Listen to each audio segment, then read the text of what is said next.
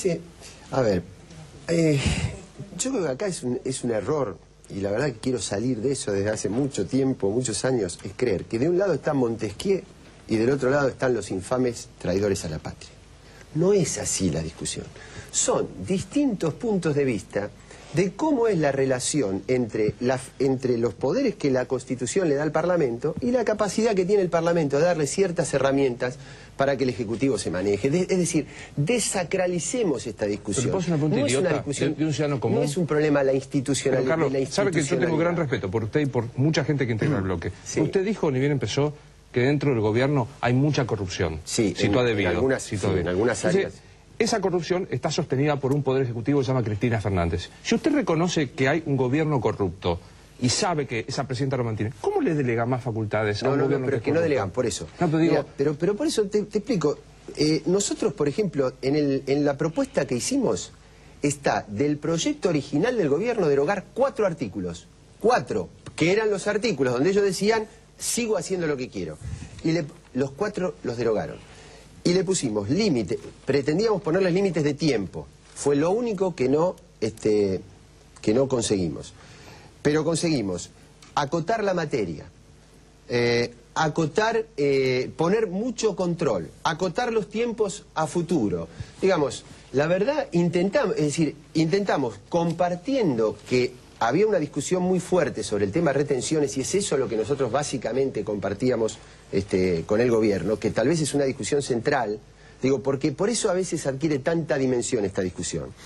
Porque yo vi mucha gente en el Parlamento buscando el voto de los legisladores en un determinado sentido, no por republicanismo, sino por intereses económicos. ¿Por qué? Porque si estos mismos intereses económicos se hubieran satisfecho con una resolución del Ejecutivo, no había tanta cuestión parlamentaria de por medio. Te voy a poner otro ejemplo. Los derechos de importación, que son exactamente de la misma naturaleza, de la misma jerarquía que los de exportación, que es cuando el Ejecutivo, frente a una partida de producto que llega de China con mano de obra esclava y que por lo tanto le resta competitividad a nuestra industria porque viene con dumping social, y el Ejecutivo saca una resolución y dice 70% de derechos de importación. ¿Para qué? Para que nuestra industria pueda ser competitiva, porque eso está mal.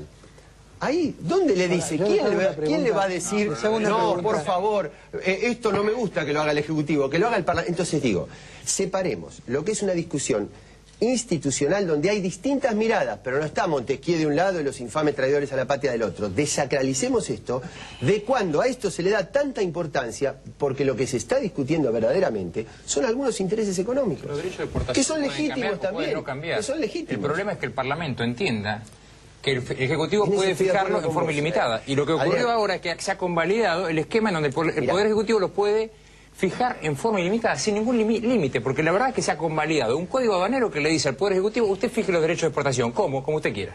Esto es lo que dice el código aduanero. Entonces, si yo prorrogo esa facultad, le estoy habilitando al Poder Ejecutivo que establezca los derechos de exportación, no como herramienta, digamos, como herramienta sin límite. Entonces, en eso. Bueno, pero entonces no había que votarlo, Carlos. Pero escuchame, este proyecto que se votó... No, y después establecíamos un esquema... Sí, y discutíamos un esquema en derecho de exportación. Con este proyecto que se votó, en uno de los artículos dice, tiene que venir ley por ley, estudiarse cada una de las cosas, y el Congreso recupera. Y otra cosa que coincido es que nosotros, por ejemplo, atacamos siempre, y por eso votamos siempre en contra del presupuesto, sobre todo en esa caja negra que son los subsidios, que además, en lugar de subsidiar a los sectores más necesitados de la economía, terminaron subsidiando a los sectores más concentrados de la economía. O sea que la otra ley que va a venir del Senado, si viene, ustedes no la van a apoyar. La del 5%. Así como está, yo no estoy de acuerdo con el 5%. Yo apoyaría el 5 por 1000, pero no el 5%. ¿Por qué? Ahora, voy a hacer una pregunta, porque perdón. el Ejecutivo también necesita a veces modificar una partida y demás, pero no en esa dimensión. Hay una duda que me queda a mí después de toda esta discusión, ¿no? Hemos tenido un debate tremendo en diputados, vamos a tener otro debate tremendo en el Senado esta semana, para ver si estas leyes siguen, si no siguen, etc. Se ha decidido que sigan por un año, ¿no es cierto? Ahora, esta decisión de que sigan por un año la hace un Congreso que se va en 4 meses, y en 4 meses viene otro. Entonces, ¿qué alcance tiene este debate que estamos haciendo cuando el 10 de diciembre cambian las relaciones de fuerza? No sé, es una pregunta totalmente neutra, tenía ¿no? un vencimiento. O sea, había un vencimiento el 24 de agosto, el Parlamento se tenía que pronunciar antes. Yo creo que el próximo Parlamento se tiene que pronunciar distinto al que se pronunció este.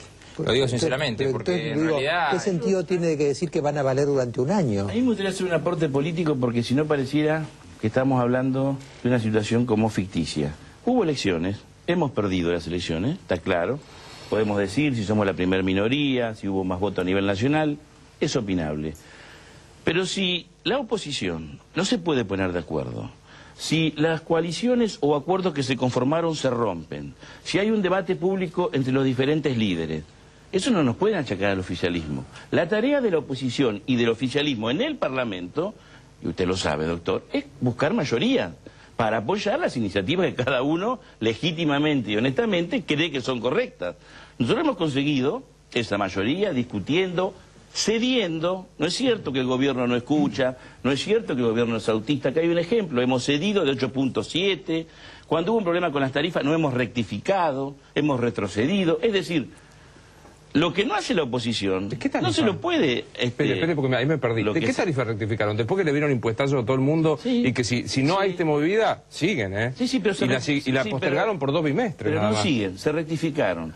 Y ha habido una comprensión de que la situación está mal implementada, tarea que hay que cargársela a las empresas, y nosotros como Estado estamos en falta... El cargo fiduciario es un decreto del Ejecutivo, No, estamos hablando de cómo se implementó el aumento, porque el espíritu del aumento era para los sectores más pudientes. Y en la práctica eso no ocurrió, porque le cayó a jubilados, a sectores humildes, a trabajadores, y era un error, era una barbaridad, por eso se rectificó. Lo que estoy diciendo, que no es cierto que no corregimos, que no es cierto que escuchamos. Y el diálogo, como bien decía Raimundi, después de tantos años de desencuentro, desde Dorrego, a el derrocamiento de Irigoyen, de Perón, de Frondizi, de Illa, de Isabelita. Si tenemos una historia de desencuentro, no hagamos maniqueísmo si hay buenos o malos, empecemos a dialogar y sepamos que la cuestión del diálogo no se resuelve en un día, en una semana, en dos.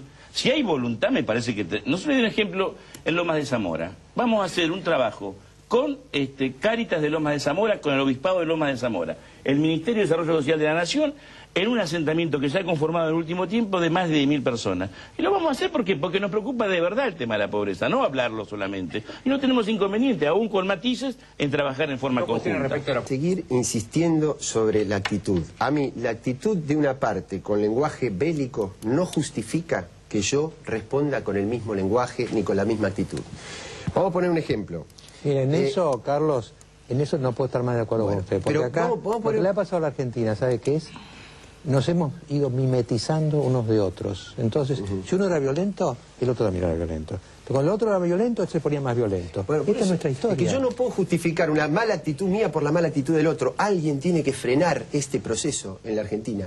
El tema de, cuando la escuchaba a la presidenta hablar del trabajo cooperativo el otro día, es una alternativa. Nosotros ponemos la asignación universal como combate a la pobreza, que no es incompatible con eso. Pero además, nosotros vamos a representar, a volver a presentar un proyecto, por ejemplo, para poner en plena actividad Astilleros Río Santiago. Pasar de 2.500 a... ¿Sabe por qué? No, ¿sabe por qué, doctor? Porque es la cultura de la oposición, no por la oposición, sino por la propuesta que supere. Porque ahí lo que estamos planteando es un plan de desarrollo industrial para construir patrulleros que inspeccionen las aguas que están siendo depredadas. Lo que quiero decir, Carlos, el trabajo cooperativo está bien, pero el trabajo que industrializa también. Mi última pregunta responde a una duda existencial. ¿Usted está en el oficialismo o está en la oposición? No, pero eso no hay ninguna duda. Nosotros somos un bloque opositor que se desvela por construir una cultura de oposición distinta en la Argentina. Bueno, muy bien. Dos cositas. Una, la oposición no tiene política, o parte por lo menos, parte de la oposición, y la conduce la sociedad rural. Y es cierto lo que usted dice de las cuestiones militares. Yo lo leo usted. Usted habla hoy de Pirro, de von Rudenstein, de Patton. Si todos tenemos incorporado el lenguaje militar. Bueno, empecemos a desarmarnos. Ya que trajo a los ricos de la sociedad rural, ¿de la riqueza de la presidenta y de su marido no hay nada para decir? ¿Qué quiere decir? ¿No le parece que es raro que se hayan enriquecido como se han enriquecido? Para usted, que es un hombre militante, ¿no le hace ruido que la presidenta y su esposa tengan la riqueza que tienen? Me parece que una acción jurada es pública, hoy se está investigando periodísticamente. 17 millones en un año, ¿le parece? La justicia está investigando. ¿No le hace ruido? No. Yo soy de los que presumo, porque soy demócrata, yo presumo que somos todos inocentes. Bueno, pero mal de mucho suele ser... Me hace mucho ruido, para la de Narváez también me hace mucho ruido.